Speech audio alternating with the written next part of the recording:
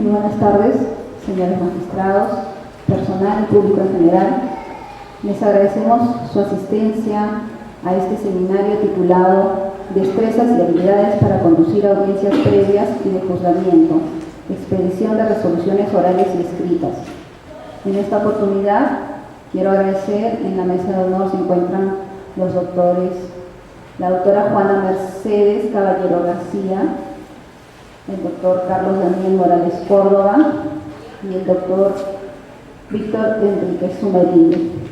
Primeramente expondrá la doctora Juana Mercedes Caballero García el tema sobre medidas cautelares en el proceso penal.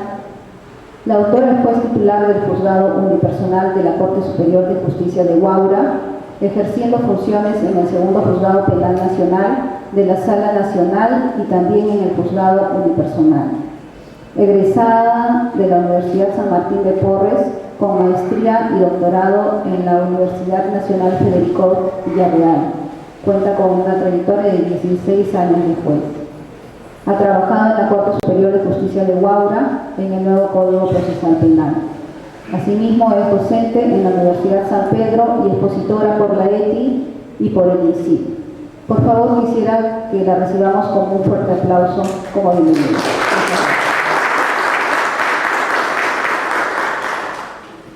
Buenas tardes con todos ustedes. En primer lugar, quiero agradecer al doctor Negra por haberme invitado a disertar un poco de lo que es el nuevo Código Procesal Penal, que es el mismo de la señorita Mónica Villar, con quien hemos hecho las coordinaciones.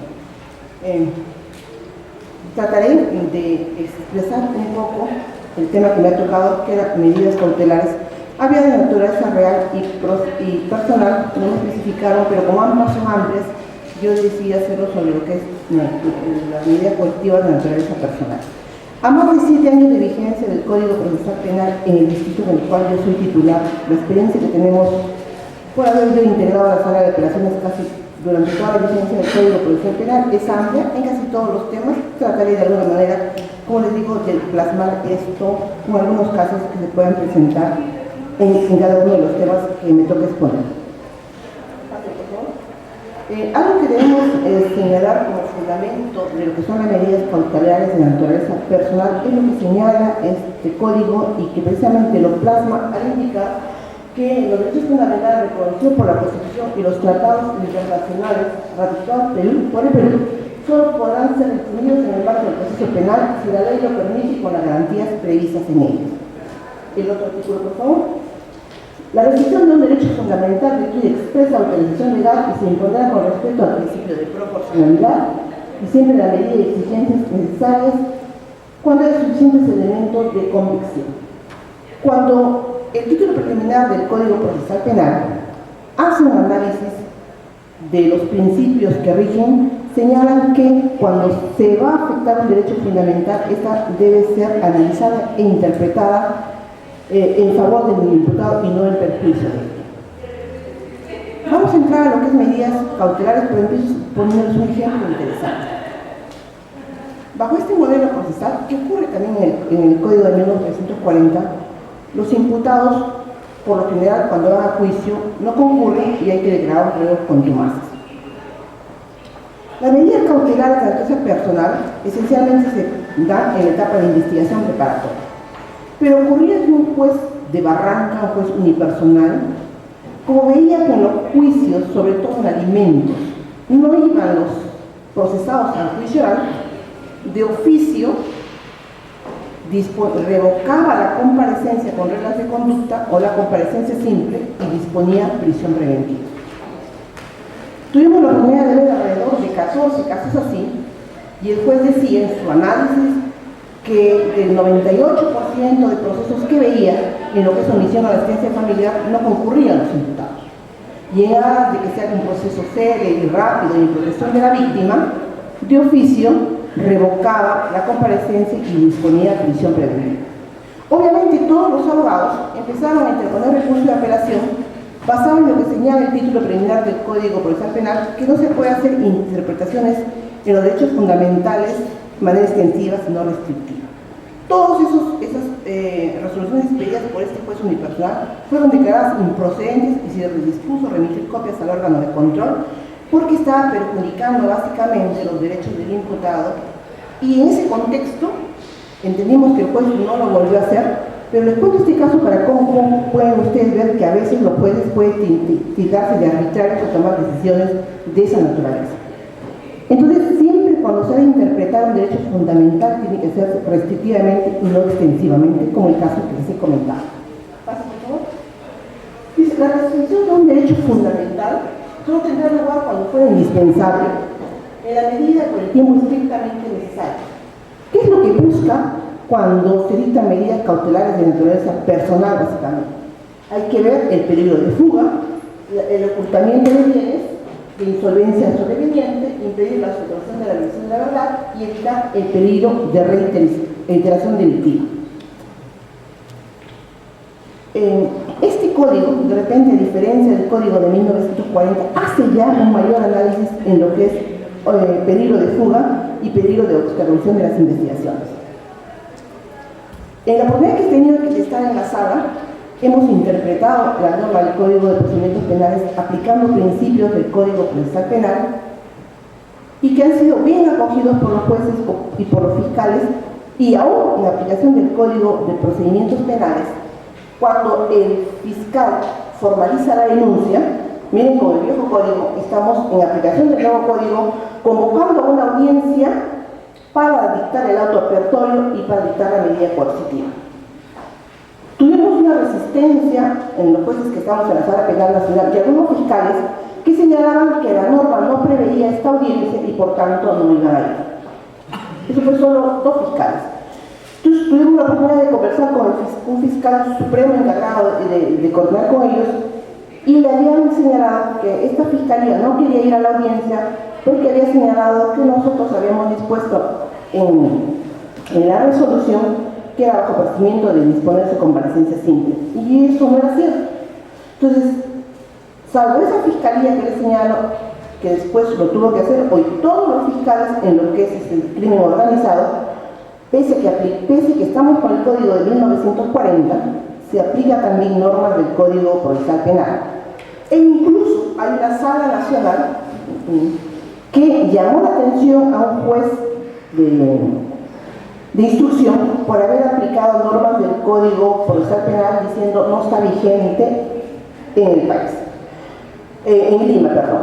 Sin embargo, han salido el martes que ha fenecido varias jurisprudencias de la Corte Suprema en aplicación de lo que es el Código de Procedimientos Penales. Si ustedes recuerdan el Código de Procedimientos Penales, si al juicio oral, al momento de la lectura de la sentencia, no iba el imputado, el proceso se quebraba, ¿de verdad? Hoy la Corte Suprema, interpretando más allá y en aplicación del Código Procesal Penal, la Corte Suprema ha señalado que si a la lectura, bien aplicando el viejo código, no concurre el imputado, se debe leer la sentencia y se le notifica. Entonces ellos dicen, estamos en un proceso de avanzada y nada impide que en el viejo código apliquemos principios del nuevo código. ¿Qué quiere decir con esto? Que hoy ya, bajo esa interpretación que ha hecho la Corte Suprema en el Código de 1940, ningún proceso se va a quebrar porque igual se dicta la sentencia como lo señala el Código Procesal Penal. Les cuento esto porque les hemos aplicado y hemos innovado en el viejo código, no porque yo vengo de un nuevo código, del nuevo código, y este colegiado le llamó la atención a un juez que viene de Trujillo también del nuevo código, por haber interpretado el viejo código como aplicación de la norma. ¿Qué diremos si hoy la Corte Suprema también lo hace? Y un procurador, en el caso de lo que es crimen organizado, un procurador se me acercó y me dijo, doctora, ¿cómo es posible que ustedes estén interpretando el Código de 1940 aplicando normas del Código Procesal Penal? Me dijo, ya hay un colegiado que le ha llamado la atención a un magistrado. Y yo digo, sí pues, pero la Corte Suprema acaba de interpretar normas del Código de Procedimientos Penales en aplicación del Código Procesal Penal. Entonces le digo, ¿dónde está el perjuicio que se haya ocasionado? Y yo lo digo porque en el contexto de lo que es los procuradores públicos, en lo que es medidas coercitivas que hoy vamos a ver, los procuradores insisten en participar en las medidas coercitivas e insisten en interponer recursos de apelación. Cuando se dicta una comparecencia, cuando se pide una variación, los procuradores insisten en apelar de la decisión que ha tomado el juez. Quien les habla, y casi todos los jueces de crimen organizado, estamos denegando la apelación porque, si bien el Código de 1940 no lo prevé, el Código del 2004 sí señala taxativamente que en lo que es medidas de coerción personal solo es entre la defensa del imputado y el Ministerio Público, y por ende le estamos denegando. Sube a sala, y como hay varias salas, algunas de ellas señalan que sí tiene potestad para interponer recurso de apelación en medidas de coerción personal la Procuraduría.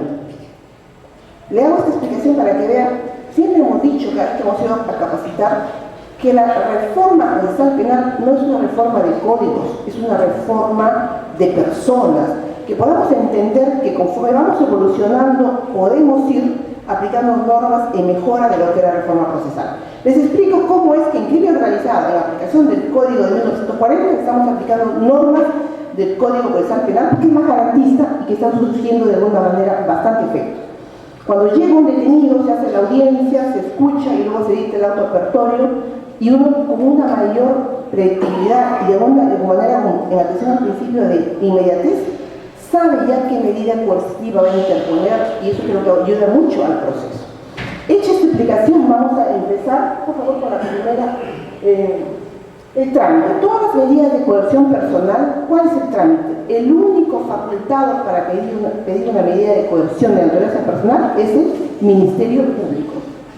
Las medidas de coerción de naturaleza real sí es el actor civil en ciertas, como el embargo, la administración provisional, pero como hoy vamos a ver solo lo que es sentido de medidas de coerción personal, en todo caso solo es el Ministerio Público. Y lo que responde al juez de investigación preparatoria, y el juez de investigación preparatoria es una resolución motivada de emitir la resolución. Pero la pregunta es, ¿se convoca o no se convoca una audiencia?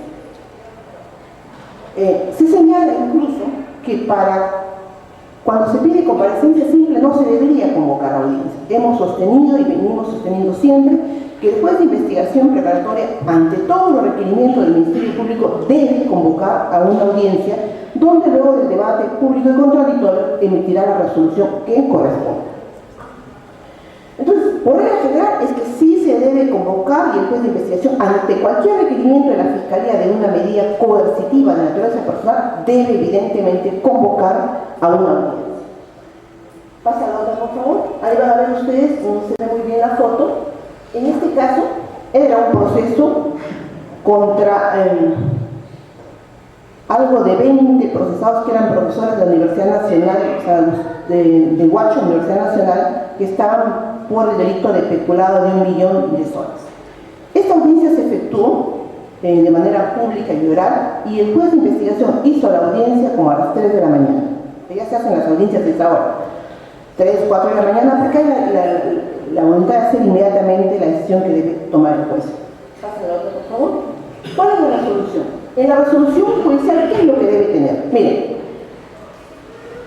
¿cuál es el trámite que debe seguir? Primero, el fiscal formaliza la investigación, que vendría a ser la formalización de la denuncia para el Código de 1940, y al momento que formaliza la investigación preparatoria, solicita la medida coercitiva. Y siempre decimos nosotros que son los hechos los que marcan el inicio de un proceso. Cuando el fiscal formaliza la investigación, debe decir hechos, decisión fáctica, qué hechos se le imputan. Es sobre esa base que él va a pedir la medida coercitiva. Entonces, el juez, al emitir la resolución, en ese caso de una medida coercitiva, deberá señalar cuáles son los hechos inmodificables en todo el transcurso del proceso, salvo que lo único que se puede modificar es la tipificación jurídica. En el Código de 1940 no se puede modificar la tipificación jurídica hasta el juicio oral, si se ocurriera. En el Código del 2004, la calificación jurídica no marca el proceso, esta puede ir modificándose en el transcurso. Lo único que marca el proceso son los hechos que no se pueden modificar, salvo en presiones que ha señalado ya en 2 casaciones de la Corte Suprema. Entonces, el fiscal, el juez, al emitir la resolución, cualquier tipo de resolución de medida coercitiva, deberá describir el hecho exacto. Luego de ello deberá señalar cuáles son los elementos de convicción, hará un análisis de todos ellos que ya lo vamos a ver, y luego emitirá la resolución que corresponde. Pásalo, por favor. Sujeto legitimado, volvemos a decir que el único que va a soltar una medida coercitiva será el Ministerio Público, salvo que sea una variación que podrá solicitar a la defensa del imputado. En el actor civil, como les decía, solo el embargo o la administración provisional de posesión en los delitos contra el patrimonio. Sí, por favor. Medidas de coerción. Lo que yo les decía, situación de hecho que es inmodificable, y la situación de hecho puede variar, sí podría variar si es que el fiscal amplía su formalización de la investigación y puede anexar otros hechos que no los dijo de repente al inicio del. ¿Pasa, por favor? Variabilidad de la medida. Cualquier medida de coerción, sea de naturaleza personal o de naturaleza real, es variable, sí es variable en el tiempo, dependiendo de ciertas condiciones que señala la ley para determinadas figuras delictivas en este caso.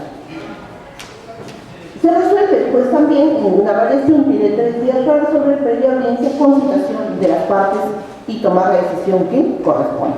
Pasa la otra, por favor. Ahora sí vamos a nuestro tema, que es medidas de coerción de naturaleza personal. Medidas de coerción personal, tenemos la privativa de la libertad, que vendría a ser la detención y la prisión preventiva, y la restrictiva de la libertad, que sería la detención domiciliaria, la comparecencia y el impedimento de salida del país. Cuando una persona es detenida, hay 2 supuestos bajo los cuales esta puede ser detenida. Una es en detención por flagrancia y otra es en detención preliminar judicial. Les pongo un caso. Ha habido un proceso de terrorismo que hemos tenido hoy un problema muy grande con la Fiscalía, donde esta persona fue detenida en flagrancia por terrorismo y a quien se les encontró un montón de panfletos en alusión al Sendero Luminoso, y el 5 de julio la policía lo detuvo, y en Jujuy está en vigencia el nuevo código. La policía inmediatamente comunicó al fiscal y le decía: hay que llevarlo a Lima porque no es competente en Jujuy, en la Sala Nacional. El fiscal dijo: esperen, y el día viernes, cuando ya estaba en el 14º día, el fiscal me llama por teléfono y me dice: doctora, quiero que usted autorice al juez de investigación preparatoria de Jujuy a que dicte a que prolongue, me decía así, a que prolongue la detención preliminar. Yo le decía: perdón, pero ¿cómo fue detenida esta persona? Fue detenida en flagrancia, me decía, pero también hay detención preliminar. Yo le digo: una persona es detenida o en flagrancia, como señala la Constitución, o en detención preliminar cuando no hay flagrancia, hay una orden del juez que dispone.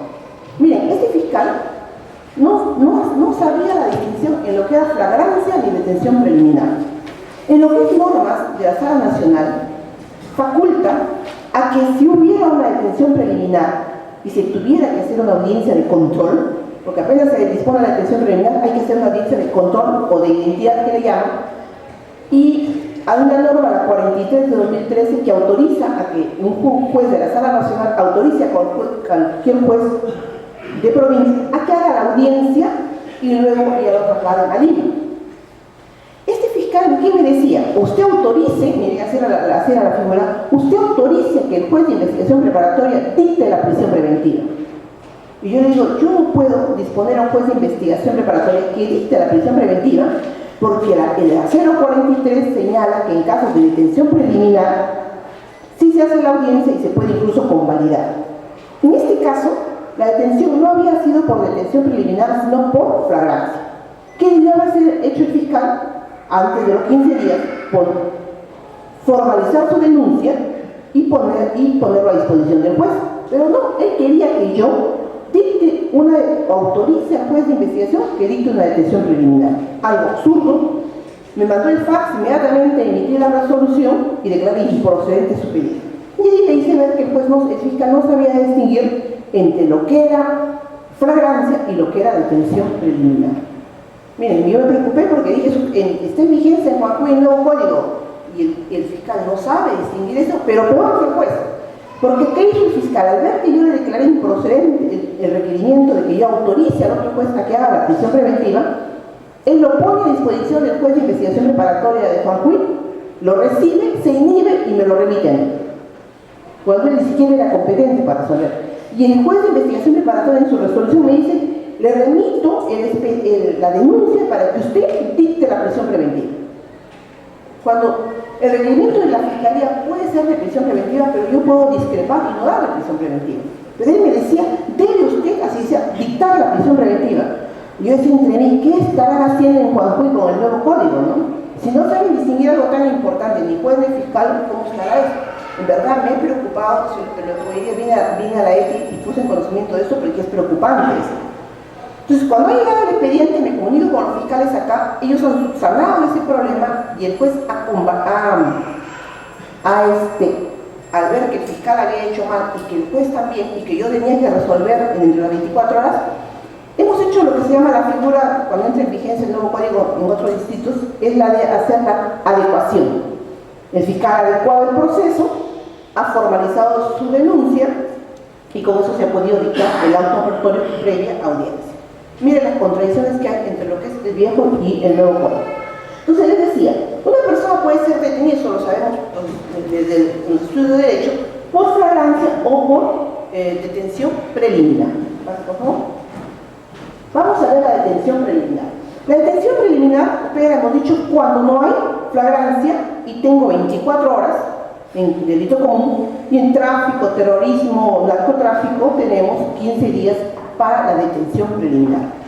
Esta detención preliminar es momentánea, es rápida y se interpone cuando, habiendo una investigación preliminar, el fiscal, pese a que lo ha requerido, no concurre a su despacho para las investigaciones respectivas. Ojo, hay que tener cuidado porque muchas veces los fiscales piden detención preliminar y nunca notificaron al imputado. Entonces, el juez, yo juez digo, ok, yo le doy detención preliminar, pero demuéstrame el peligro de fuga, porque si tú lo has citado y no fue, corresponde que se dicte la detención preliminar. Muchos jueces, a solo requerimiento del fiscal, dictan detención preliminar, vulnerando obviamente los derechos del imputado, y en sala, cuando yo tenía la oportunidad de estar, en apelación subía y veíamos que indebidamente el juez disponía de detención preliminar sin haberlo citado al imputado. Y la defensa decía, oye, nunca me citaron. ¿Cómo tú dispones de una detención preliminar si nunca me citaste? Y en el nuevo código hay que tener mucho cuidado con eso, porque hay que notificarle al investigado para que ocurra a la policía, a la fiscalía, y si no va, recién se dispone de la detención preliminar. Sigue la otra, por favor. Modalidades de la detención en flagrancia. Ahí viene la detención policial, esto es dentro de las 24 horas que habíamos señalado, que señala incluso la Constitución. El arresto ciudadano, que permite, que está vigente también para allá en Lima, que es cuando una facultad de aprender de los particulares en casos de flagrancia y de poner inmediatamente a disposición de la policía, como lo señala el 260 del nuevo Código Procesal. Nuestro elemento de detención, la Constitución solo faculta a la policía de detener en flagrancia.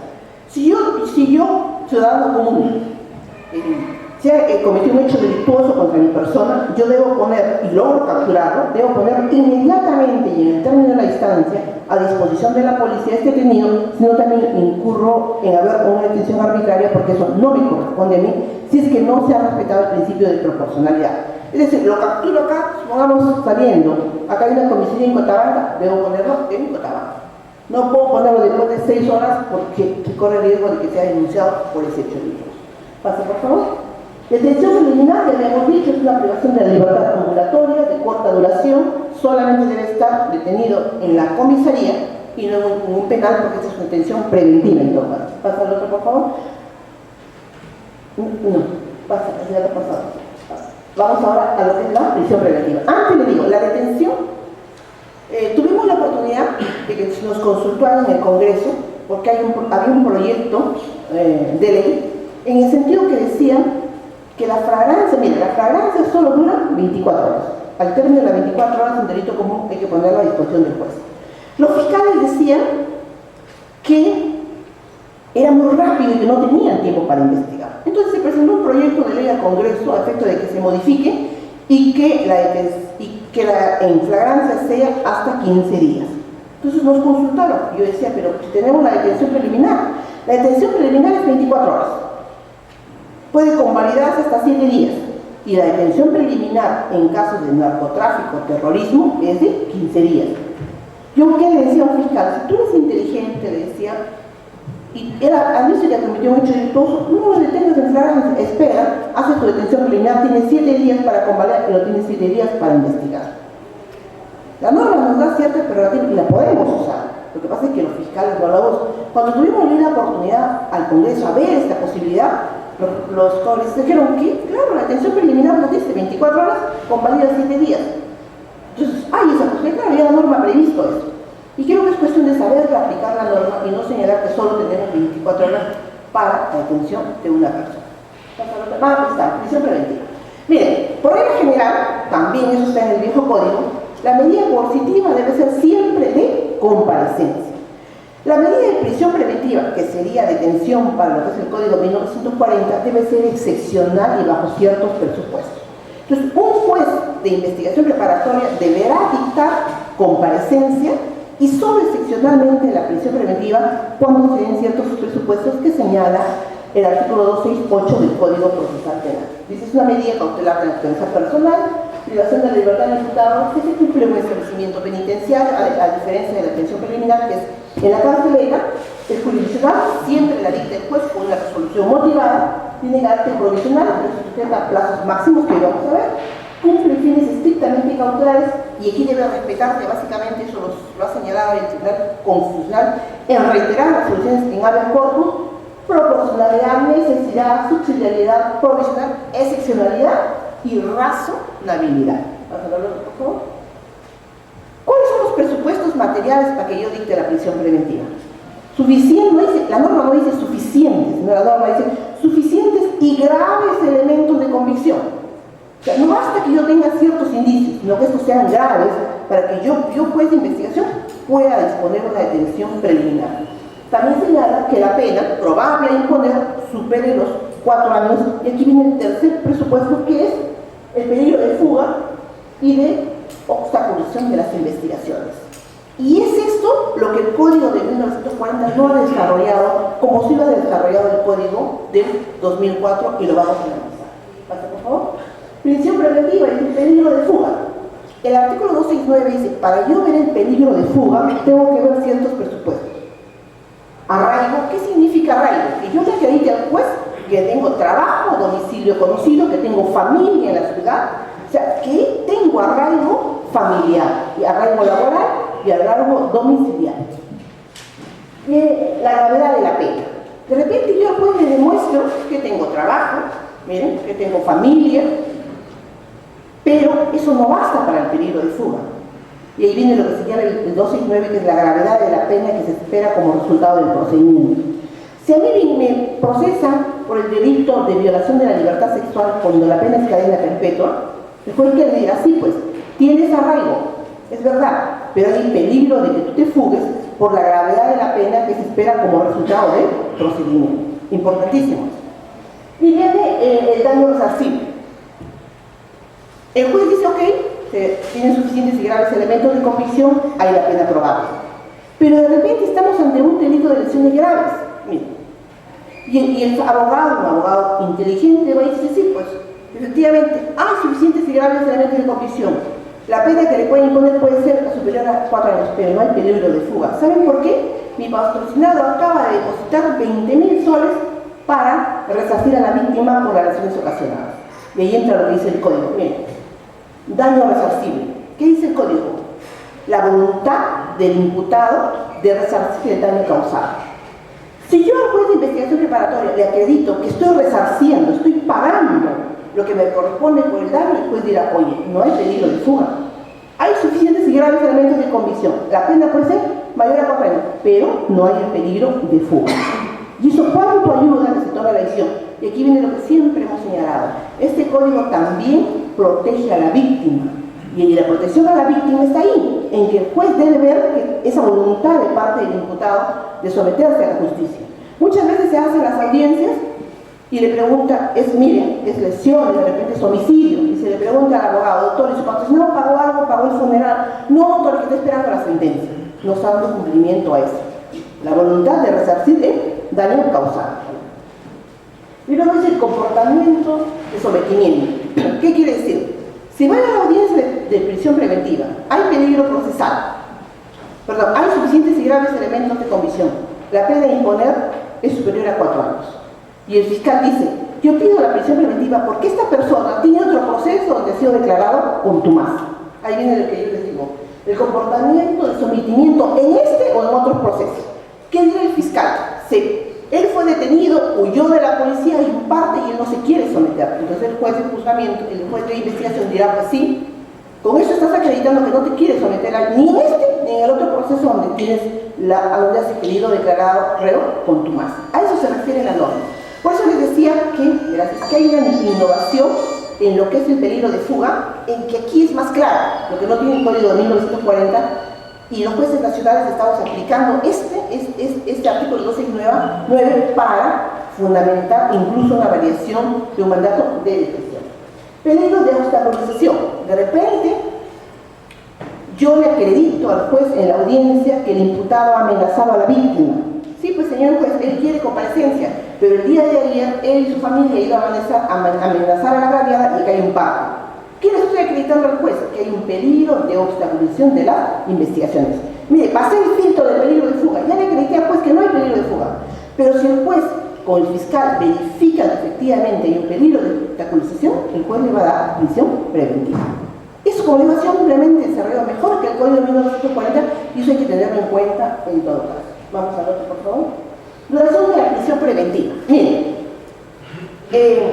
no se había desarrollado tan ampliamente esto a raíz de dos habeas corpus que se han interpuesto. Lo van a notar en la otra diapositiva, está, que es el caso Tacna y el caso de la Libertad. Hubo mucha discusión incluso en mi corte, y yo hacía mis votos discordantes que lo voy a explicar por qué. Miren, la prisión preventiva, si usted ve en la parte general, todas las medidas coercitivas tienen un plazo. Al inicio de la vigencia del código, los jueces no ponían plazo. Generó bastante debate y al final entendimos que es necesario que el juez dicte la prisión preventiva y señale un plazo. Sí, en el proceso simple ordinario es de 9 meses. El juez le pondrá 8 o 7, dependerá, y en los procesos complejos es 18 meses. La complicidad de un proceso deberá ser declarado por el fiscal y puede ser incluso materia de recurso ante el juez de investigación preparatoria, donde puede haber un debate, ¿no? Pasa al otro, por favor.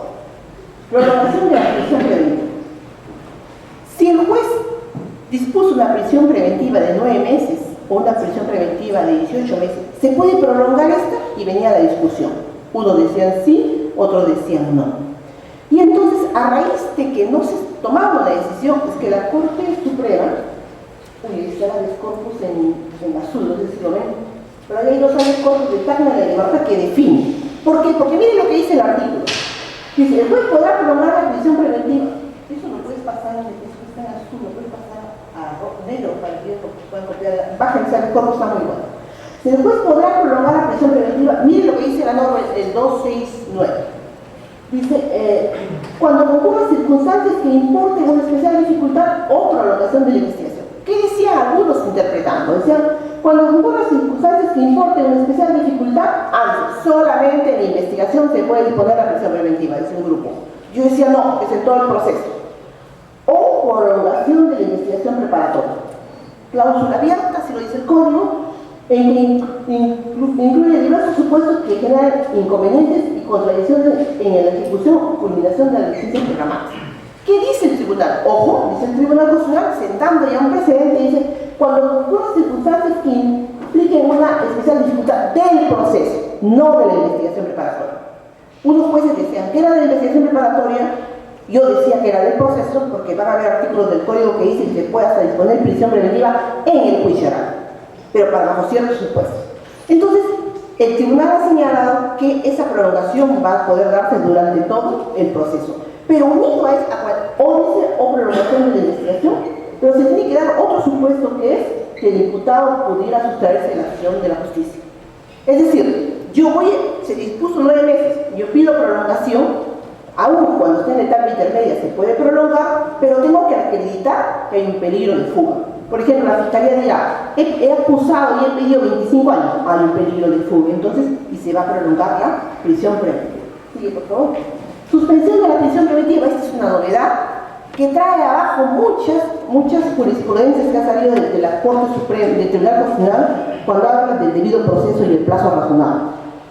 El Tribunal Constitucional señala, en cuanto a plazo razonable, habla del juez, si fue diligente o no, del fiscal, si fue diligente, y pone también las conductas maliciosas del imputado. Pero lo pone dentro del plazo razonable. Este código ya lo separa y habla de la suspensión de la prisión preventiva. ¿Qué quiere decir? Que si el juez dispuso una prisión preventiva de 9 meses, pero se tenía que tomar de repente hacer una pericia y el fiscal, el juez no fue a 3 audiencias y se postergó por culpa de él, si esa audiencia se hizo después de un mes, por ejemplo, se señaló para hoy día, no vino y se hizo ya un mes, ese mes que no se hizo esa pericia, se suspende el plazo de prisión preventiva. ¿Qué quiere decir? Que esa persona va a estar con detención, con prisión preventiva 10 meses. No se cuenta ese mes que su defensa maliciosamente no fue a la audiencia. Miren, en la práctica, el abogado que no va a la audiencia, se le dice, tú no vienes, estás dilatando. ¿Qué hacen los abogados en Guadalajara? Justifican, doctor, no puedo ir a la ratificación porque estuve enfermo. Hay una justificación. Pero si el abogado no justifica, ese mes se cuenta como no plazo de la prisión preventiva. ¿Qué dice el código? El tiempo que el caso sufriera delaciones maliciosas atribuibles al imputado a su defensa. No se va a contar como plazo de la prisión preventiva. Si ustedes vienen en Guadalajara, y los abogados ya no hacen esto ya. Van a todas las audiencias porque ya saben que la propia norma lo señala. Si han cumplido hoy día los 9 meses, el abogado pide la libertad diciendo ya cumplió 9 meses, no hay prolongación. ¿Qué le dice el juez y qué le dice a la sala? Previamente hagas una audiencia para verificar los plazos de prisión preventiva. Se convoca una audiencia, la defensa dirá, libertad, no, tiene 9 meses, tú debes disponer de libertad. El fiscal dirá, no, tal fecha no se hizo la audiencia. Porque no vino el abogado, tal fecha no se hizo otra audiencia, tal fecha no se hizo, son como 40 días. Señor abogado, acá 40 días no vino, no solo son 20. El juez suspende esos plazos en que hubo dilaciones maliciosas del imputado a su defensa. El imputado dice, estoy enfermo, no se verificó, no fue, no se cuenta. Y ustedes verán que allá en Guaura se apela hasta por 2 días. El abogado dice, no me han contado suspensión por 40 días, no debe ser 38, y sube a sala por eso. Al término de esos 38 días, obviamente se dispondrá la libertad. Pero eso es una sanción para el abogado, sí. Este es un adelanto también interesante para el Código de 1940 que no ha previsto esta figura. Pásalo, por favor. Grado de conocimiento. Mire, cualquier medida de coerción, cuando se interpone, siempre en la etapa de investigación o cuando se pide la medida coercitiva, trabajamos con indicios. ¿Cuándo es que trabajamos ya con certeza o grados de certeza? En el juzgamiento, donde incluso la norma permite que el juez de juicio pueda disponer prisión preventiva cuando haya la posibilidad de que éste no pueda concurrir o no se pueda cumplir si es que está fuera, diera lugar a una interposición de una sentencia condenatoria. Incluso el código señala, miren, que si convoca hoy día a la lectura de sentencia y la pena es de 20 años, miren, esta es otra novedad frente a lo que ustedes conocen, bien del imputado hay una pena de 20 años, el juez puede disponer la suspensión de la sentencia hasta que esta quede consentida. Sube a sala y si sala la confirma, recién se dispone de su internamiento en el penal. Eso no ocurre en el Código de 1940 porque un juez que lo condena a 20 años y no lo interna, pues va a ser denunciado, ¿no? En este código no. Faculta al juez a que diga, te estoy condenando, pero no se debe ejecutar hasta que no sea confirmada por la instancia superior. O incluso se da el otro contrasentido, que a mí me condenan a 20 años de interno, y yo puedo decir, apelo y decir, señores de la sala, pido que se suspenda la ejecución hasta que ustedes resuelvan la sentencia definitiva, y se ha dado casos en que se ha suspendido. Pero habrá que verificar, se hace una audiencia y se verifica y se puede suspender la ejecución de la sentencia hasta que la sala resuelva el juicio oral. Pásalo al otro, por favor. Comparecencia sí. Miren, yo les decía, por regla general, el juez debe dictar comparecencia simple. Pero en la práctica ocurría, y muchas veces cuando los fiscales formalizaban la investigación preparatoria, no pedían medida coercitiva. Y el código dice, si el fiscal no pide medida coercitiva, el juez debería dictar comparecencia simple. También dice, si vencido la detención preliminar y el fiscal formaliza y no pide ninguna medida, el juez dictará comparecencia simple. Comparecencia restrictiva dice, siempre que el peligro de fuga o de obstaculización puede evitarse, podrá dictarse comparecencia restrictiva, pero aquí también, cuando le dicta comparecencia restrictiva, puede disponer el impedimento de que se pueda comunicar con determinada persona. Pasa, por favor. Detención domiciliaria. Miren, cuando se inició el código, tuvimos la oportunidad, porque en Guatemala se presentó mucho, ¿saben? Corpus, los Wolfenson, Crucillato, donde pusieron su sus habeas corpus en Huabra. Dice, ¿cuál es el interés de ellos de interponer su habeas corpus en Huabra? Yo en ese momento estaba en sala y yo fui la ponente en los dos casos, que este código, a diferencia del código de 1940, cuenta la detención domiciliaria como parte de la pena. ¿Qué quiere decir? Que si estuve 4 meses con detención preliminar y me pone 20 años, esos 4 meses son parte de la pena que ya se computa como parte de la pena que ya cumplí. Eso no es para el Código 1940 y por eso que ellos plantearon su habeas corpus allá, porque querían que se cuente ese tiempo que estuvieron con arresto domiciliario como parte de la pena. Obviamente se declaró improcedente porque decíamos, esto es para los procesos que están con el nuevo código y no con el código de 1940, y se declaró improcedente, incluso fue confirmado por el Tribunal Constitucional. Recibimos mucha presión, recuerdo en aquella época, pero entonces estábamos seguros que era lo que señalaba la norma. Entonces, ¿cuándo opera la detención domiciliaria? Básicamente por razones de humanidad. Es decir, no para todos, no. Para las personas mayores de 65 años, aquellas que adolecen de una enfermedad grave y sufren grave incapacidad, o por la madre gestante. Solo para ellos es la detención domiciliaria. Un chico de 20 años, no podría, no, tiene que ser mayor de 65 años, salvo que ese de 20 años se demuestre que tiene una enfermedad una incapacidad grave. Pero ahí viene lo otro. Si desaparecen los motivos que dispuso la detención domiciliaria, vuelve a su estado anterior, que es prisión preventiva. Yo tengo una madre, una investigada que tiene 8 meses y tiene un embarazo de repente de alto riesgo. Yo le doy detención domiciliaria y en la resolución se dice, luego de haber dado a luz, vuelve a su estado anterior, que es prisión preventiva. Mire, vuelve al estado anterior. Y asimismo, si se aparece cualquiera de las circunstancias que dispusieron una enfermedad y esta varió su situación, vuelve al estado anterior, que es prisión preventiva. ¿Qué quiere decir? Que correspondiendo a la prisión preventiva, yo le estoy dando arresto domiciliario, solo bajo ese contexto. Y asimismo, ya les decía, el plazo de la detención domiciliaria es el mismo que la prisión preventiva, 9 meses, prorrogable incluso, y para efectos del cómputo se descontará el caso que estuvo con detención domiciliaria. Luego viene la figura del impedimento de salida, que lo tienen ustedes, pero acá el código, ¿qué es lo que señala? Delito sancionado con pena privativa mayor de 3 años, señala, y el impedimento es bajo 2 contextos: que salga del país o que quiera salir de la localidad, hay el impedimento de salida y el tiempo es por 4 meses prorrogables.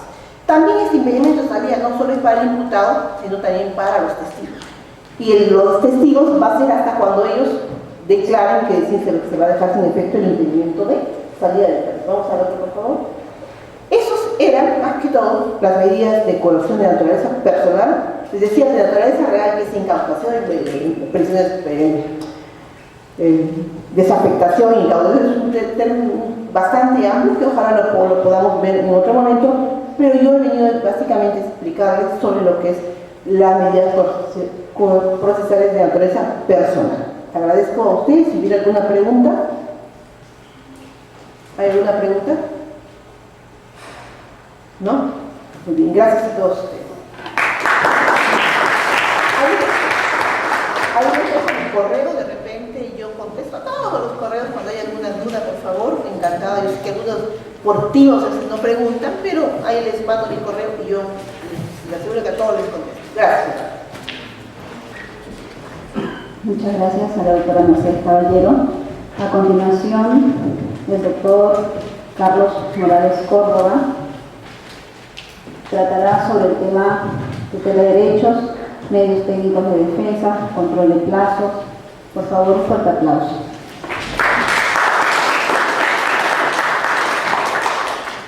Buenas tardes, es un honor estar en esta aula magna para conversar un poco.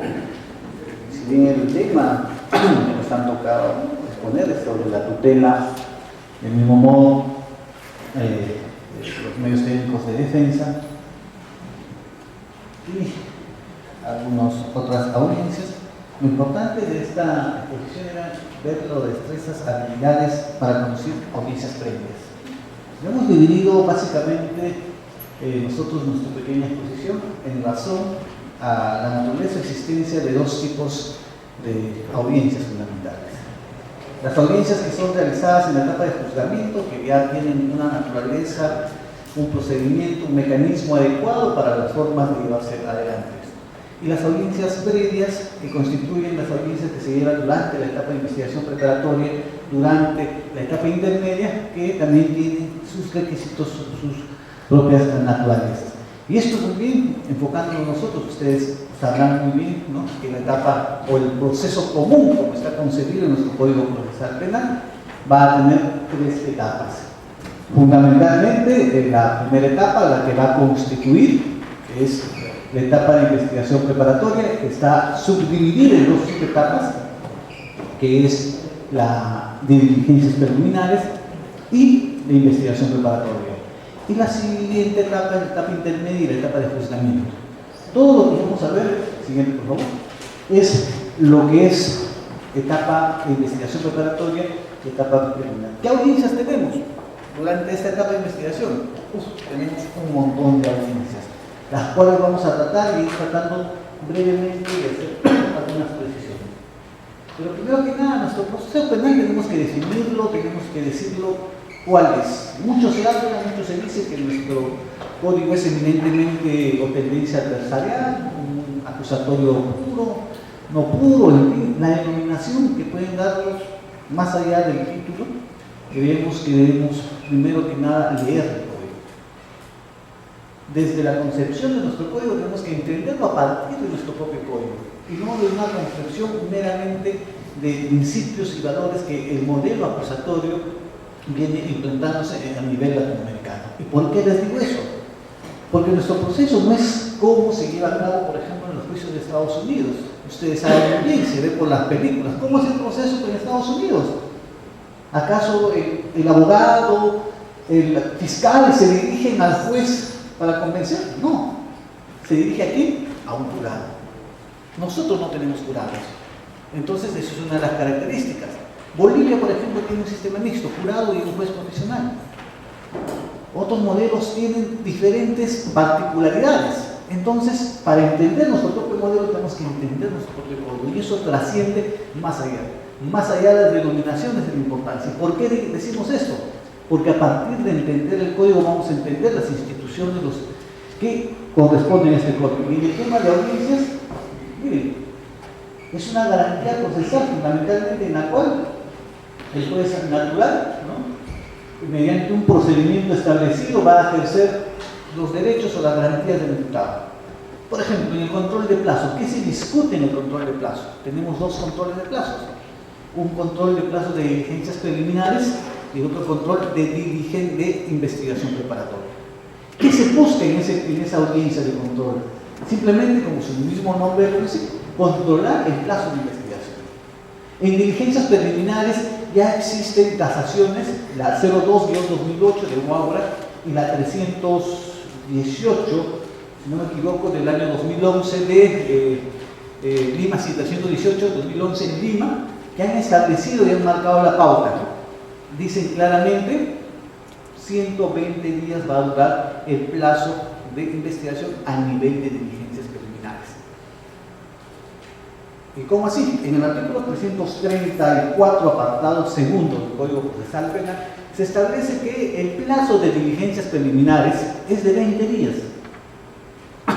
Y asimismo señala esta norma que cuando se trate de plazos complejos podrá dictarse un plazo diferenciado.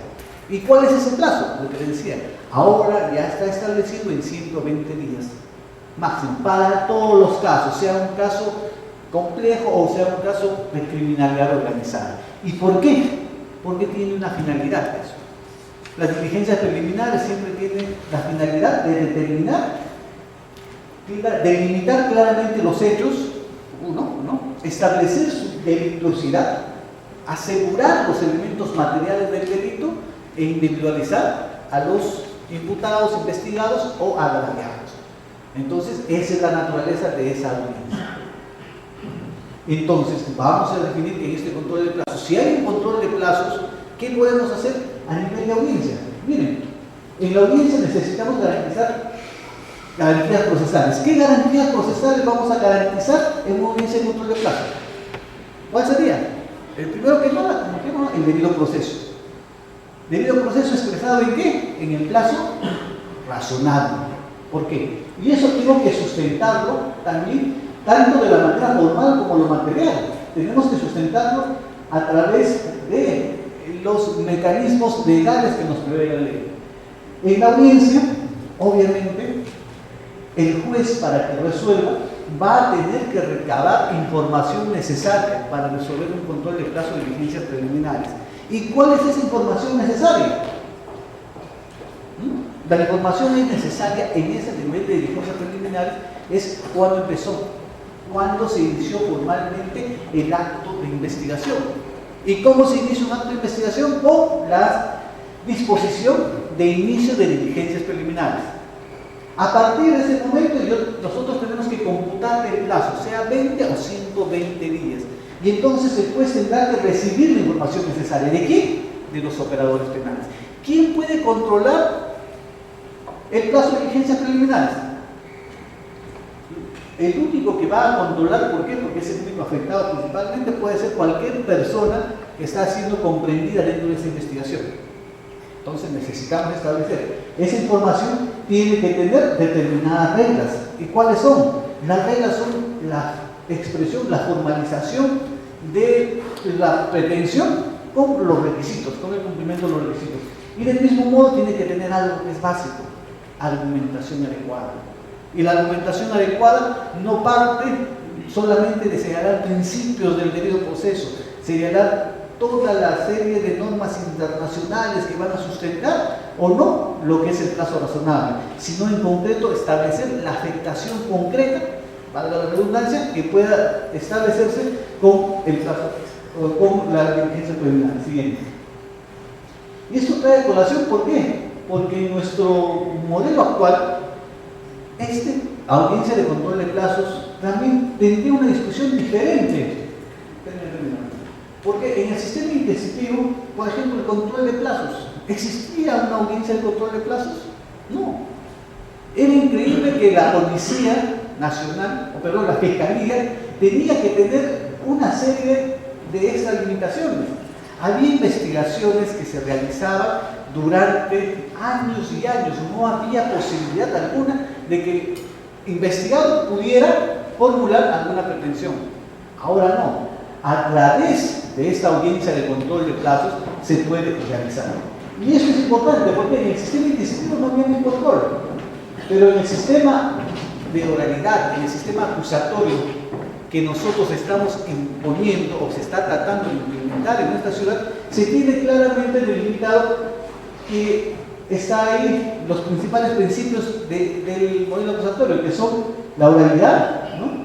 La contradicción, fundamentalmente, y del mismo modo la inmediación y la publicidad.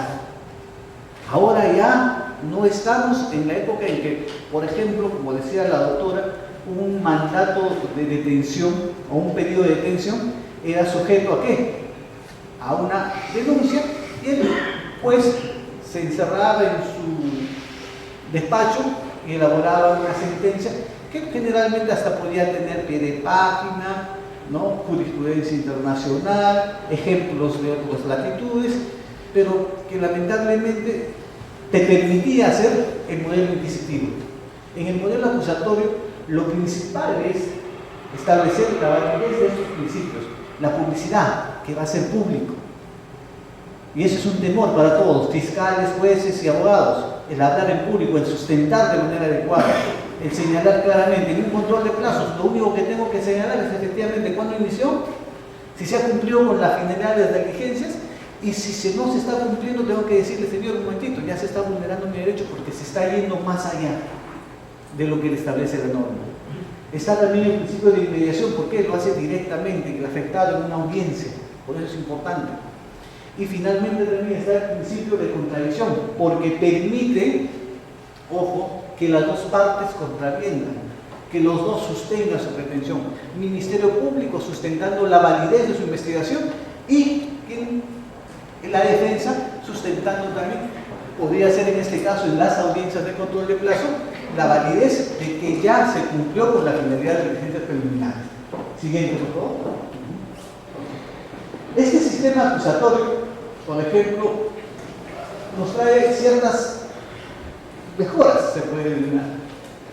Y ya no estamos en un paradigma de establecer solamente la verdad material o la verdad histórica. Necesitamos mejorar la situación porque a través del sistema de audiencias se va cambiando no solamente la forma y modo de llevar a cabo la audiencia, sino la mentalidad. ¿Por qué? Porque a veces en nuestro sistema procesal que se está implementando, nuestro código tiene todavía algunos matices. Por ejemplo, en otros ordenamientos jurídicos existe lo que se denomina la presunción de veracidad. ¿Por qué? Porque existe credibilidad en lo que nos va a decir el fiscal y sobre todo lo que nos va a decir la defensa. Pero en nuestra idiosincrasia tenemos todavía ciertas limitaciones. ¿Por qué? Porque el fiscal todavía no se deja, no se saca su vestidura acusadora, nada más. Su vestidura de que siempre va a acusar. ¿Por qué? Porque en este código el fiscal no solamente tiene la opción de presentar medios de cargo, sino también de descargo. Entonces todavía el fiscal no asimila esa situación y todavía busca el acusar y reitera la acusación. Y la defensa también tiene un rasgo todavía de decir solamente la información, solamente lo que la parte que le es conveniente. Y entonces, ¿qué sucede muchas veces en las audiencias? Que las audiencias no tenemos la información adecuada. ¿Y qué genera una información inadecuada? Simplemente un pronunciamiento deficiente. Por eso es importante mejorar este sistema y no darle la tónica de que como es acusatorio todo es oral. Nuestro código nos prioriza la oralidad, pero nuestro código también nos establece determinados presupuestos. ¿Cómo se presenta una audiencia de control de plazos, por ejemplo? Se presenta a través de una solicitud escrita, que es de conocimiento al fiscal, y luego la audiencia se oraliza lo que van a decir respecto de ese pedido. Es decir, nos establece, y lamentablemente la sola lectura de tu solicitud, de tu requerimiento, no constituye la oralidad, que se estaba dando al inicio fundamentalmente del código, que efectivamente se hacían los requerimientos, se hacía especialmente las solicitudes formuladas por los abogados en medios técnicos de defensa, en otro tipo de audiencias, pero ¿qué hacían los abogados y los fiscales? Leían todo su solicitud, todo su requerimiento, cosa que no busca este sistema procesal. Lo que busca es la optimización del profesional, que los fiscales, que los jueces, que los abogados cumplan con la finalidad. Uno de los aportes de este código es la división de funciones. Ya está debidamente delimitado qué es lo que debe hacer. Y ustedes ahora, por ejemplo, en el Código de Procedimientos Penales, ustedes, por ejemplo, ¿cuál es la concepción que se tiene de la defensa pública? Muy mala. ¿Por qué? Porque dicen, ¿no? Cuando estoy con abogado defensor público, decían, todos se sentían un poco mal. En el nuevo código, dada la capacitación que requiere este modelo procesal, son los más capacitados para el ejercicio de este tipo de audiencias. Y en este caso, la oralidad va a materializar, como dice acá, mejor los principios y garantías que tiene un sistema procesal, siempre y cuando tengamos una base sólida. ¿Qué implica este código? Implica conocimiento, y el conocimiento no solamente abarca lo procesal, no abarca lo dogmático, sino a todas las áreas, y también abarca a un tema de capacidad de dar la información necesaria, porque si no, no podemos hacer. En este sistema acusatorio, la entrega de información es inmediata y directa, en una audiencia, bien delimitada. Pero si no se da bien esa información, lamentablemente todavía vamos a tener determinados males que se vienen arrastrando. Siguiente, por favor.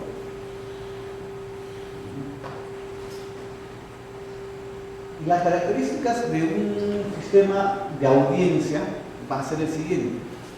Fundamentalmente, tiene que haber una metodología para tomar una decisión judicial. ¿Cuál es esa metodología? Uno dice, para la producción de información, ¿cuál es la metodología? Y también para reunir a todos los actores y sobre todo determinar quién se opone o quién tiene determinada posición que puede afectar la decisión final. Entonces necesitamos entender que esas características de este sistema oral, en primer lugar, necesitamos para tomar una decisión judicial. ¿Cómo se va a tomar una decisión judicial? Un control de plazo, ya les había dicho. Pero vayamos a otro tipo de audiencia, que es la excepción. ¿Cómo es el trámite de la excepción? Ahora en el nuevo código. El nuevo código simplemente el sujeto procesal, el investigado, deduce la excepción de improcedencia de acción ante el juez de investigación preparatoria. El juez de investigación preparatoria pone a conocimiento de los otros sujetos procesales. ¿Quiénes son? Fiscal y actor civil o parte agraviada, y de ahí se señala fecha de audiencia. Nada más, sencillo. Viene a la audiencia y entonces ahí necesitamos establecer ciertas características. En la del medio es la más importante: metodología para la producción de la información. ¿Quién va a producir la información primigente que vamos a tener en cuenta en una excepción, en un control de plazo, en cualquier otra audiencia? La parte que requiere, la parte que solicita.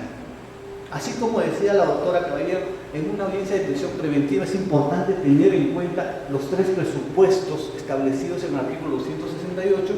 En la excepción, por ejemplo, en la procedencia de acción, tengo que tener también bien claro cuál es la causal que voy a invocar, ¿no? Si el hecho es típico, no es típico o no es justiciable penalmente. Y a partir de eso elaborar mi sustento correspondiente y tratar de ¿qué? De sustentar debidamente al juez y contradecir a las posiciones que van a tener tanto el Ministerio Público como el actor civil o la parte agraviada si hubiera un lado. Entonces, la producción de esa información tiene que ser válida, tiene que ser clara, concreta y sobre todo sólida, porque a veces ha habido excepciones de improcedencia de acción en un delito de colusión desleal, en el cual la principal condición era funcionario público. No es típico o no es justiciable penalmente. Y a partir de eso elaborar mi sustento correspondiente y tratar de ¿qué? De sustentar debidamente al juez y contradecir a las posiciones que van a tener tanto el Ministerio Público como el actor civil o la parte agraviada si hubiera un lado. Entonces, la producción de esa información tiene que ser válida, tiene que ser clara, concreta y sobre todo sólida, porque a veces ha habido excepciones de improcedencia de acción en un delito de colusión desleal, en el cual la principal condición era funcionario público, pero también permite la figura del extranjero, la figura de la persona con quien se coludió el funcionario público para beneficiarle en una licitación, en una licitación o algún tipo de operación contractual con el Estado. Y a veces encontramos, por ejemplo, excepciones de improcedencia de acción diciendo, ojo, que no es típico el delito. ¿Por qué? Porque la persona no es funcionario público, pero que sí es el empresario que realizó la contratación con el Estado. Entonces necesitamos establecer cierta coherencia entre nuestra petición y lo que queremos afirmar. Y eso es importante en la producción de información. ¿Por qué? Porque la información va a justificar la toma de decisión. En el acuerdo plenario 06-2011-CJ-116 se ha establecido varios tipos de forma de resolución de audiencias. Por ejemplo, ¿no? En el caso de tutela de derechos, que ahorita vamos a hablar, en el caso de lo que es la prisión preventiva, ¿no? Van a establecer la necesidad de que una vez recabada la información, ¿no?, se expide la resolución inmediatamente. Y por eso tenemos que tener una buena producción de información. Si es inmediato, tengo que recabar. Y sobre todo, tengo que lograr a contribuir a que ambos sujetos procesales puedan dar información. Si no me dan la información adecuada, el juez va a estar simplemente en falencia para emitir una resolución adecuada. Entonces también es deber de tener no un juez, ¿no?, pasivo, espectador, mirando lo que sucede ahí, como no voy a contaminarme, como no puedo acceder a ser imparcial o ser parcial en algunas partes, no puedo intervenir. No, el juez de investigación preparatoria tiene que ser de manera activa, promover, instar al contradictorio. ¿Para qué? Para lograr una discusión alturada y se defina claramente el tema objeto de controversia y pueda permitir la exposición o la resolución que se va a dar. Ahora bien, hay un tema muy importante, dice, ¿no? Tener en cuenta a todos los sujetos procesales necesarios para una audiencia. Existen audiencias, por ejemplo, como lo que es la constitución actor civil, que ahora se viene dando el debate. Se nos dice a nosotros que la audiencia, todo tipo de audiencia, tiene el sentido de ser cuando hay contradicción. Y la contradicción lo vemos como la necesidad de contar a una parte imputada, a un fiscal o a un actor civil y la parte imputada. Tiene que estar presente en la audiencia. La contradicción es lo ideal, pero muchas veces no vamos a contar con esas posibilidades. Por ejemplo, ¿qué sucede en las audiencias de control o de constitución actor civil? Que está normado por el Acuerdo Plenario 05/2011. ¿Qué sucede? Que simplemente, ¿no?, se viene el fiscal, que obligatoriamente tiene que estar, viene la parte requiriente, es la Procuraduría que solicita constituirse en actor civil, pero el imputado no viene, y está notificado. Por lo tanto, dice, como no hay contradicción, entonces no se puede llevar esta audiencia, es inútil, y algunos se han apartado de ese acuerdo plenario y lo hacen de manera escrita. ¿Por qué? Porque dicen que solamente cuando hay oposición, cuando hay otra parte, pueda sustentarse un verdadero contradictorio. No, la contradicción como principio es posibilitar a los sujetos procesales, a los dos o tres que pueden ser inmersos, a tener la posibilidad de tener una discusión alturada respecto de un tema. Si una de las partes viene o no viene, es cuestión de esa parte procesal, es la estrategia de defensa. Muchas veces ocurre también, ¿no?, que cuando se discute algunas audiencias, como puede ser también inclusive en las excepciones, ¿no?, la única parte que viene va a ser el Ministerio Público y el imputado, y el actor civil no viene porque no tiene mucho interés en esa excepción. Y por eso también vamos a dejar de lado decir que es necesario que todas las partes estén presentes en las audiencias para llevar a cabo verdaderamente el contradictorio. No. El sentido del Código Procesal Penal es posibilitar que exista el contradictorio, que exista la posibilidad que todos los sujetos procesales discutan. Pero el Código Procesal Penal también ha dado deberes, obligaciones que tienen los sujetos procesales. ¿Quién tiene que luchar, velar por la sanción penal? El fiscal. Ese es su trabajo. Pruebas de cargo y descargo. ¿Quién tiene que velar por lo que son la pretensión resarcitoria civil cuando se constituye? El actor civil. ¿Y quién tiene que velar por los derechos, por los beneficios que pueda tener el imputado? La defensa. Entonces es un cambio de mentalidad, es un cambio, ya no es simplemente el hecho de estar a un lado como espectador de lo que va a pasar en el proceso. Tenemos esta modificación sustancial del código que posibilita que todos los sujetos procesales discutan, pero todos los sujetos procesales tienen que tener interés, tienen que tener sobre todo deseo de participar, de intervenir. Y ese es el verdadero principio de contradicción. Siguiente, por favor. Cuanto más tenemos la información de calidad, la resolución judicial va a ser mejor. Eso es igual. En el sistema inquisitivo que teníamos en el Código de Procedimientos Penales, ¿qué era? Nos presentaba a los jueces nos presentaban escritos de 80, 90, 100 hojas, ¿no? Con doctrina, con todo, para sustentar su pretensión. Pero en este modelo procesal, eso, el escrito también se presenta, pero lo sustancial, lo básico va a ser lo que es capaz de oralizar uno de los sujetos procesales.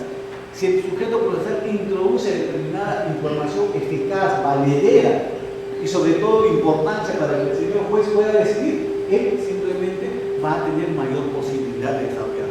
Es por ello que es importante, mientras más información de calidad tenemos, mejor va a ser la decisión judicial, sea una resolución escrita o sea una resolución oral. Porque la resolución escrita, que está diferenciada y normada en nuestro Código Procesal Penal, tiene sus determinados requisitos, tiene sus determinadas consideraciones y sobre todo está en determinados supuestos. Por ejemplo, en la prisión preventiva la resolución va a ser oral, por excelencia. En la tutela de derechos también debe ser oral la resolución. ¿Y qué diferencia va a tener entre una resolución escrita y oral? Básicamente las dos son resoluciones, las dos deben tener la misma estructura, pero la oral va a tener ciertas limitaciones porque es más difícil oralizar, es más difícil concebir una idea para resolver determinado asunto. Entonces ahí viene la situación y es necesario entonces ¿qué? Preparación.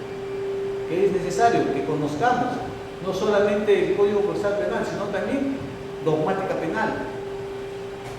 Necesitamos tener una base suficiente. Ahora bien, siempre la audiencia también va a tener una característica, sea cualquiera fuera la audiencia, va a posibilitar que cada uno de los sujetos procesales puedan ejercer sus derechos. ¿Y qué derechos va a tener, por ejemplo, un imputado durante una audiencia? De control de plazos que estamos hablando en un inicio. Va a tener ese derecho de decir, señor, ese plazo que se viene llevando a cabo en diligencias preliminares es un plazo, ¿ya?, que está vulnerando, por ejemplo, lo que es el debido proceso. Tiene que sustentarlo, tiene que señalarlo, y esto se posibilita en la audiencia. Por eso es importante que cada uno de los sujetos procesales pueda tener preparación, conocimiento, y no solamente con las técnicas de litigación, porque las técnicas de litigación son muy buenas. ¿Por qué? Porque te ayuda a prepararte para presentar tu teoría del caso, para presentar los hechos de mejor manera, pero esas técnicas no reemplazan algo que es básico para nosotros, que es el Código Procesal Penal. Llámelo como quieran, llámelo teoría del caso, llámelo pretensión penal, pretensión civil, pero mientras mejor presenten ustedes su pretensión, va a tener una respuesta de mayor calidad. Y el sistema de audiencia también tiene una finalidad: resguardar la publicidad de las decisiones. Los jueces que estamos en proceso todavía, porque no se logra, que logran plasmar una resolución oral ante una petición que pueda surgirse, tienen un plus de legitimidad. ¿Por qué? Porque se ve, y en el sistema procesal ahora se puede posibilitar que en una discusión de cualquier tema, control de plazo, excepción, prisión preventiva, comparecencia restrictiva, actor civil, en fin, las opciones que uno pueda tener, que la publicidad y la oralidad nos permitan a los espectadores, a los que estamos detrás de las bambalinas, detrás del fiscal, detrás del abogado y frente al juez, nos posibilita que al término de la audiencia, al concluir la audiencia o los debates, uno ya esté orientado a resolver de manera propia lo que supuestamente va a decidir el juez. Y es por eso, reiteramos, que la información necesita ser clara. Siguiente. Y eso es básico, ¿ves? La oralidad, componentes de una audiencia. No hablamos de personas, no hablamos de quizás de fiscales, jueces, sino hablamos de los componentes, de los principios. La oralidad. ¿Qué es la oralidad como principio? No es el hecho de hablar, nada más, sino la posibilidad de, a través de la palabra, de llegar a la posibilidad de sustentar una pretensión adecuada. La inmediación es el conocimiento directo, en vivo, de lo que pueda pasar. Es mucho mejor, ¿no?, que tener a un testigo en juzgamiento directamente hablando sobre el caso concreto, imaginemos un homicidio, detallando los detalles, cada uno, que tener la hoja fría del documento, ¿no? Entonces la inmediación te permite ver eso, la inmediación te permite desarrollar esa situación. El otro principio también es la contradicción, ¿no?, contradictoriedad, como lo dominan ahí. La contradicción, la posibilidad de podernos de discutir un tema conjunto. Y finalmente también que la audiencia es dinámica, sea la denominación que tengamos, control de plazo, tutela de derechos, en fin, es dinámica. La audiencia de tutela de derechos que tenemos básicamente normadas en el artículo 71 del Código Procesal Penal, y en la cual se han establecido dos acuerdos plenarios relacionados. Uno, que es el 04-2010, y el otro es el 02-2002. Uno que trata sobre los derechos que son objeto de conocimiento en una tutela de derechos, valga la redundancia, ¿no? ¿Y por qué es importante eso?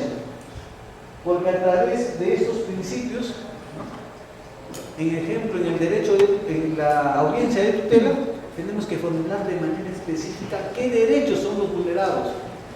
Si es el derecho de defensa, si es el derecho al debido proceso, o también, mediante el acuerdo plenario, la posibilidad de excluir una prueba ilegítimamente obtenida. Ese es el conocimiento de esa audiencia de tutela de derechos, que posibilita al sujeto procesal investigado, ¿no?, recurrir al juez de investigación preparatoria ante la vulneración de uno de sus derechos. Por lo tanto, se requiere puntualización al respecto. Siguiente, por favor. ¿Y cuáles son los problemas que se vienen surgiendo en el tema de las audiencias? ¿O cuál es el problema que está surgiendo ahorita? El primer problema es que todos los sujetos procesales ignoramos todavía nuestra función real. Ignoramos cómo, ¿por qué? Porque el fiscal, en primer lugar, todavía, como decía, no se despoja de su sesgo acusatorio. Él es el titular de la acción penal, pero también es el defensor de la legalidad, y como tal, en el código está en la obligación de poner pruebas de cargo, ¿no?, medios probatorios de cargo y medios probatorios de descargo. ¿Qué sucede con el propio actor civil? Que todavía tiene problemas en la concepción de su propia pretensión. Ustedes imagínense cómo sustentar lo que es un daño civil en los delitos contra la administración pública, cómo tasar, ¿no?, el daño que conlleva un delito de cohecho activo genérico, cómo establecer un quantum de esa reparación civil. A nivel procesal civil se está con lo que es, ¿no?, el daño extrapatrimonial, ¿no?, hasta algunos hablan de daño moral también a la institución, pero eso es difícil de definir y todavía estamos en proceso. Y el abogado, ¿cómo está? Todavía, lamentablemente, con el sesgo que todavía piensa que sustentando de manera ribombante, alegórica, retórica su pretensión, va a convencer al juez, cuando lo que se busca realmente es que se hable, se explique el caso concreto, cosas que todavía estamos en proceso. Y el propio juez, todavía tenemos problemas.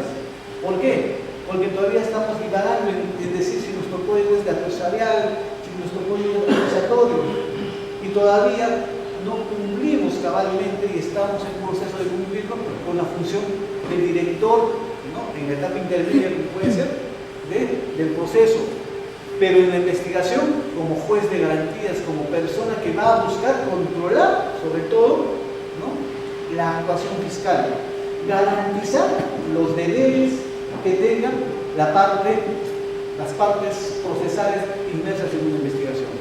Es por eso es importante señalar que hoy por hoy el Código Procesal Penal es importante, y cuando nos hablan a nosotros de destrezas y habilidades para conducir las audiencias previas, necesitamos saber y entender en primer lugar mis funciones como juez, mis funciones como fiscal, mis funciones como abogado. Necesitamos entender la finalidad de esa audiencia, la finalidad que se va a discutir. Y del mismo modo necesitamos entender que mientras mejor desarrollemos nuestras propias funciones, vamos a posibilitar una mejor decisión fiscal, sea como resolución oral, sea como resolución escrita.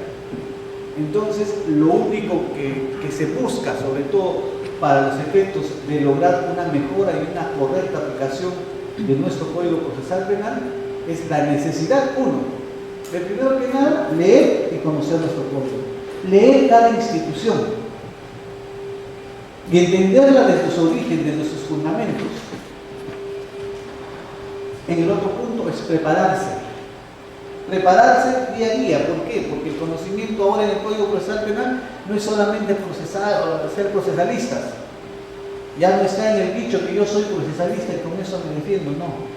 Porque ahora el procesalista más pintado, si no tiene conocimiento de dogmática penal, o a la inversa, uno que es conocedor de la dogmática penal no conoce el procesal penal, simplemente en el nuevo código vamos a patinar. ¿Por qué? Porque el código es exigente, el código tiene delimitado cada función, como reitero, y sobre eso es importante trabajar y conociendo. Y para concluir, yo solamente quiero decirle dos cosas. Uno, las destrezas y habilidades es un constante proceso de conocimiento para mejorar algo que es para nosotros ahora en el nuevo código importante, la audiencia. ¿Necesitamos mejorar nuestras destrezas, nuestras habilidades? Sí. ¿Es un constante aprendizaje? Sí. Pero también necesitamos, ojo, y siempre voy a reiterar eso, el conocimiento de las instituciones procesales. El conocimiento también y respeto a los acuerdos penales. Porque hay 55 audiencias, por ejemplo, cuando dicen este acuerdo penal, en las cuales la resolución te da la posibilidad de que la resolución sea escrita, ¿no?, o oral. Y solamente 5 posibilidades te da la obligatoriedad de que sea de manera oral. Por eso es importante en todo caso manejar la audiencia, lograr concentrar la información adecuada para los efectos de que la decisión final sea la adecuada, sea la más correcta y sobre todo sea la arreglada a derecho. Y para concluir digo que alguien me enseñó a mí, ¿cómo está doctor?, que la lectura del Código Procesal Penal es muy importante y por eso retomemos esa lectura para ir conociendo más nuestras instituciones y sobre todo para ir mejorando nuestras funciones desde donde nos corresponden, fiscales, jueces y abogados. Y con eso he concluido. Muy buenas noches.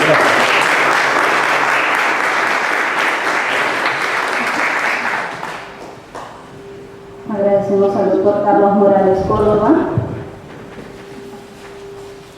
juez del segundo juzgado de investigación preparatoria de la Corte Superior de Justicia de Lima.